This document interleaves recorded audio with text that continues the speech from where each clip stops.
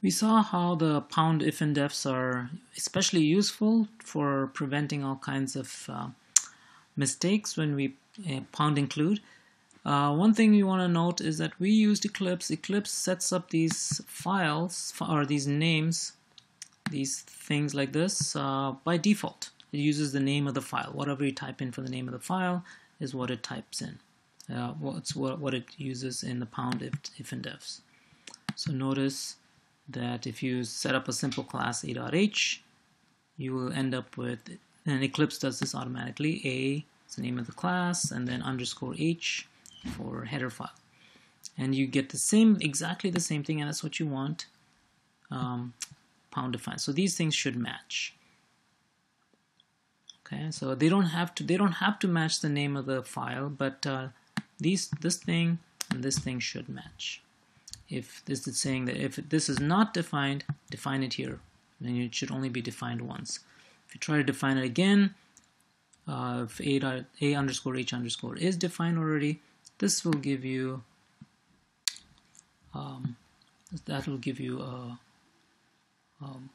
if it's already defined, it'll give you a false, and I had to think for a second, and then it'll skip the rest of this. Okay, it's just like sort of like an if statement.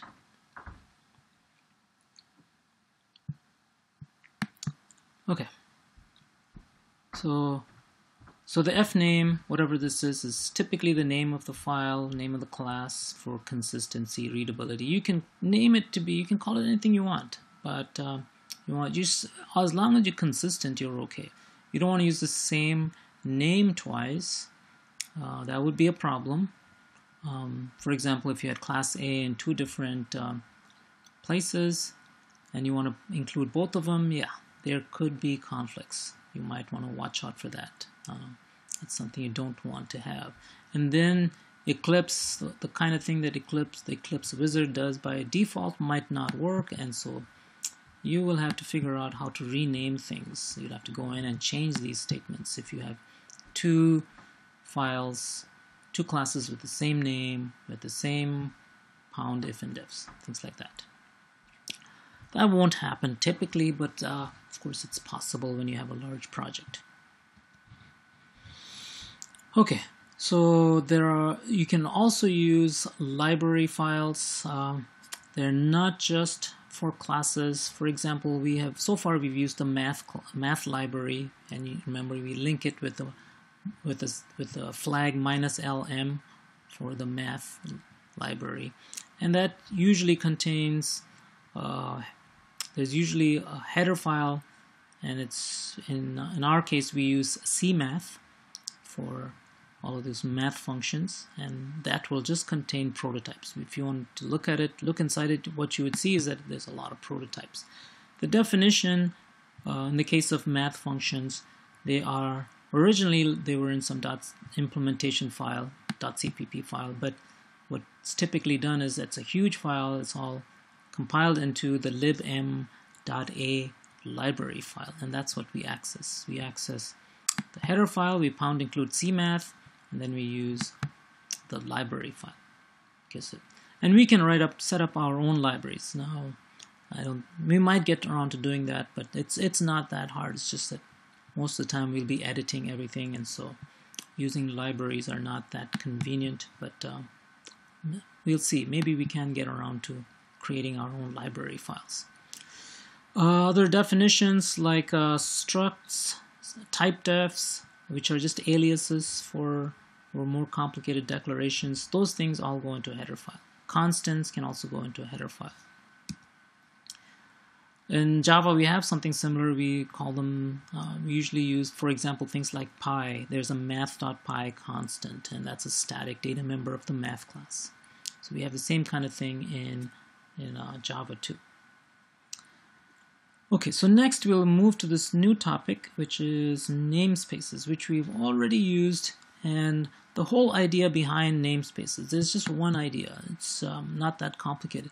The idea is you want to limit the scope of names. Why? Because if you have names everywhere and you have a really flat structure, you could get what's called name pollution. Now, I don't think the book actually refers to it as name pollution, but in programming, that's what it's usually referred to. That is, if you have names all over the place, and you can't even make a new variable like int xyz because some part of your program has already taken that name xyz, then you might have a situation where you have just too much name pollution. There's so many names floating out there that ordinary declarations are going to be a chore to make. So at that point, you want to say, well, okay, I want to restrict my names. That's just a good idea to always keep your names to as small a scope as possible all the time. And it's something that good programmers strive to do. So namespaces, the idea is you keep a collection of definitions, whether it's names of classes, names of variables, just like regular ints. You want to keep that in, as you want to limit the scope. So a typical program, a programmer will set up a program with many classes and functions. Sometimes it's not that hard to have functions with the same name or classes even with the same name. And namespaces is how you deal with this situation where you might sort of run out of names as possible. Okay, so you can turn on or turn off namespaces. If names have a conflict, then you turn off some certain namespaces. So I'm guessing everyone's familiar with the using keyword or the using directive, and we've used this thing for many times, using namespace standard. All it says is, from now on, everything that's in this namespace, there's a whole lot of things in there, make that all available to my program. So what does this do? It means that you are restricted. If you this is like importing all the names in the standard namespace. So you have import in Java. And so let's just take a simple example. Now that you have this, now cout is understood, which is a good thing because we want to use cout to put stuff out to the console. However, this does mean that if you try to do something like this, now you'll get an error message. Or I think you will. Oh, maybe not. Let's try this, cout is equal to 4. Because I'm not sure what will happen. You should get an error message, because if you try to do something like this, if you try to print out this new cout, that's definitely going to be a problem. It says the statement has no effect. Yeah, so it's saying that cout, this cout sort of has precedence. Let me see what. We compile this and run this. Do we get a 4? Nope, nothing. Alright, so in this case, you can see there's ambiguity. What is the cout referring to? It turns out, I didn't expect this. I thought it would give us an error message, but it didn't give us an error message. It just said that it doesn't do anything. And so the way you would reconcile this is, for example, you could stop using the namespace standard, and you could say std : std : and then std : Alright, so let's try that, and this should work, I think, a little bit better. No errors. When you run it, you do get the 4. So if for whatever reason you had to have a variable called cout, you can do it if you don't use this, because having this statement there imports all these names, and it might prevent part of your program from working. Okay, so the antidote would be to turn off the use of this namespace, and then your code is a little bit more wordy. You have to have this standard : saying that this cout refers to something that's defined in the standard namespace. So is endline comes from the standard namespace. And so this says this cout is from the standard namespace, this cout is from here. This has the same meaning. So try it out. There's a ton of names in standard. There's cin, there's string, all of those things. So if for whatever reason you wanted to use the string class and also you wanted to define a variable named string, spelled the same way, of course you can't do that. But if you use this and always refer to string class as standard : string, then there's no ambiguity and your programs will work. So that's a rough view of name pollution. So when you do using namespace standard, you're sort of importing a lot of names, and that might make some of the things in your program not work. So for example, why might you not want to use this using directive?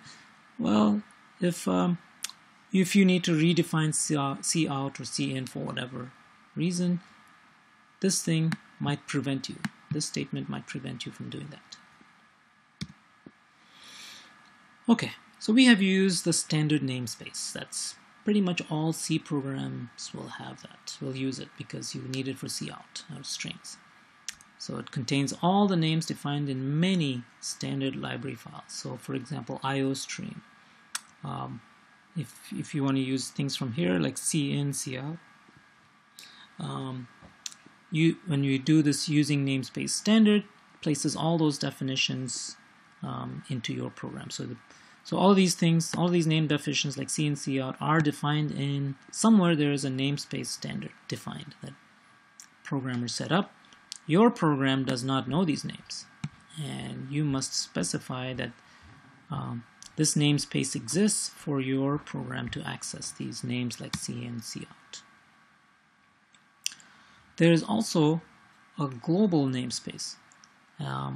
All code goes into some namespace, and unless it's specified, it goes into the global namespace. So for example, what can you do that's global? We try actually to stay away from having things that are global. So if you say it's outside of main, int x is equal to 6, you can do that. Now in Java, we'd never see anything like this. This is outside a class or function or anything. It turns out this x is now a global variable. It can be visible from any program, from any .cpp file. It would be visible here, so you could do this. You could say cout is equal to x, that's fine. If you have another function somewhere else, it can also see this x variable. As you have to have some special, something special to actually be able to see it, but it's possible. Okay, so this x is now in this global namespace. Typically, you don't want to do that. You want to minimize the number of things that are visible everywhere. Why? Because it can lead to all kinds of bugs if you change things without knowing it. Okay, so you don't need the using directive. It's just always there. The global namespace is always available, and it's sort of automatic. You can have multiple namespaces, and if you have, so for example, if you have a name that's defined in both, you can get errors. You can still use both namespaces, but you must specify which namespace is used at what particular time. So we'll take a look at a couple of these, and let's maybe continue with that in the next video.